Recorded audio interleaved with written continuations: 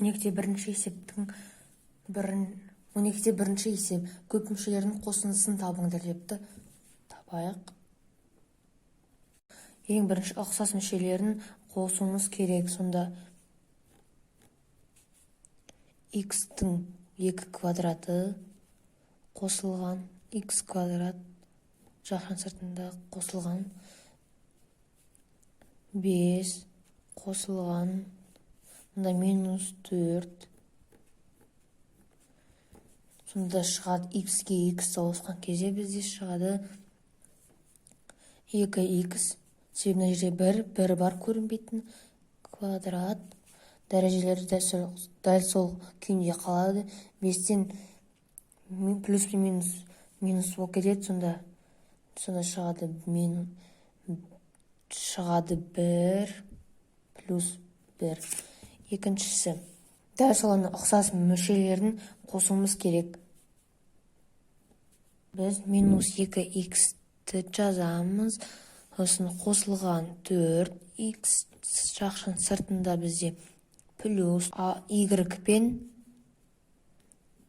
6-ны жазамыз. Сонда шығады бізде, мұнда бізде минус, сонда шығады минус 2-ден 2-ге 4 ауысқан кезде яғни 2x, сосын y, сосын 6 тең.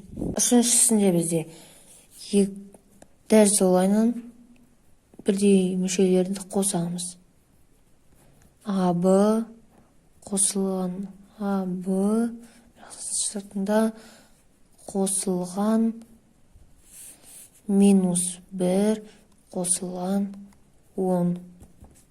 Сонда шығады 3AB қосылған 9. Төртіншісінде мына жерде бізге дәл солайынан 1-8 a квадрат қосылған 22a квадрат жақын сыртында қосылған минус y қосылған куб. Мұнда y куб. Сонда шығады бізде мұнан қосқан кезде 20. 1-де 10-нан 8-ді 22-ге қосқан кезде 23 пен 23-де 8 a квадрат қосылған. Мұнда бізде жай ғана y қалып қалады. Сонда куб шығады.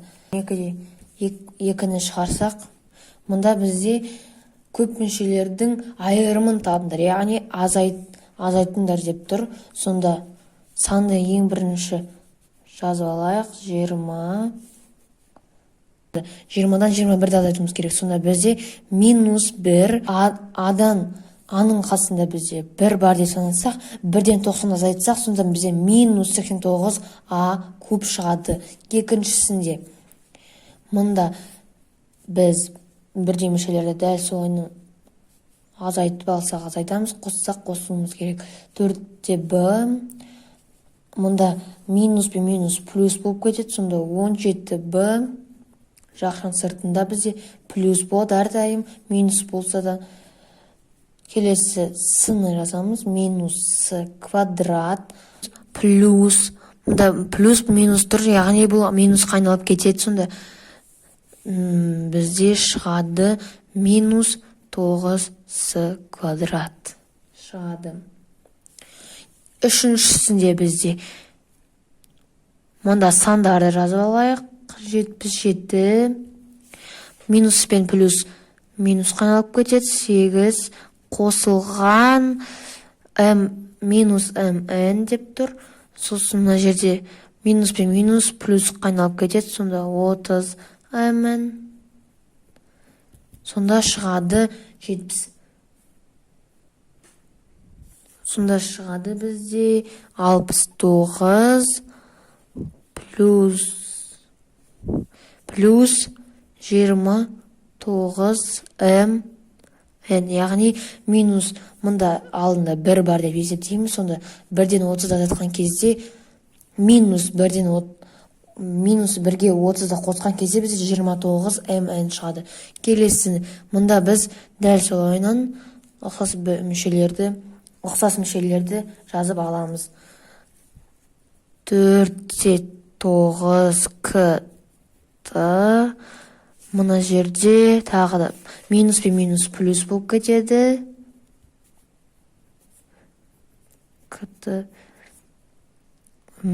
Плюс болады, сосын мына жерде минус 3z, сосын мына жерде минус 5-те 2z жазып аламыз. Сонда тең болады бізде.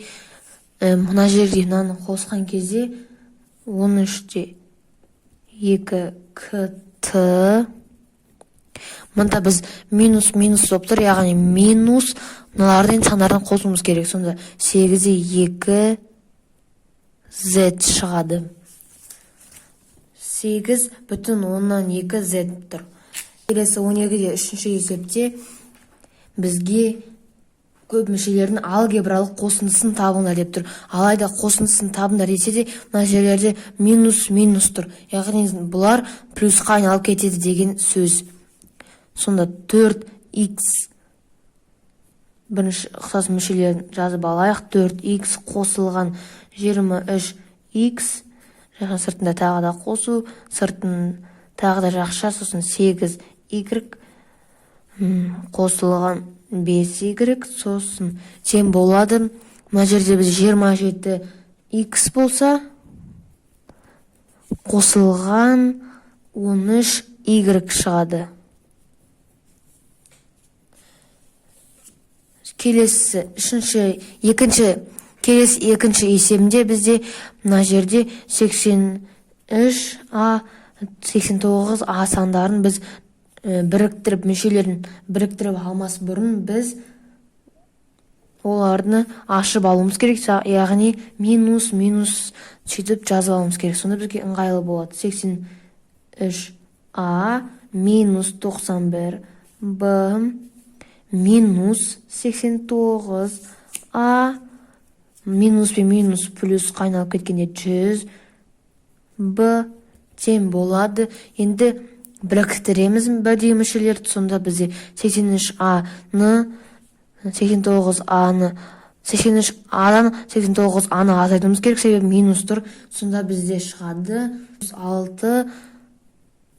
Мына жерде енді минус 91b-ны қосамыз 100b-ны. Сонда шығады бізде плюс 9b. Үшінші есебінде бізде мына жерде енді мен сіздерге толықтай жазып көрсетейін. Дәл солайынан 1-де 5 ашып алайық жақшаны.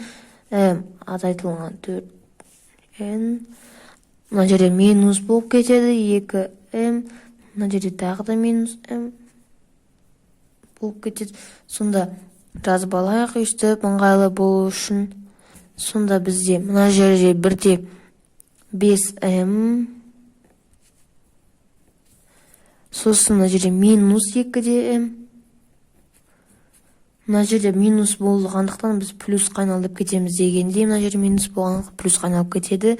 Сосын минус 4-де 2n минус 3-де n. Сонда шығады мына жерде 1,5m-нан минус 2m-ді азайтқан кезде 0,5 минус 0,5 шығады. Мына жерде енді 4,2-ні 4 минус 4,2-ні қосамыз 3-ге, сонда шығады бізде. Бірақ та бізде минус болып кетеді. Минус 7,2n.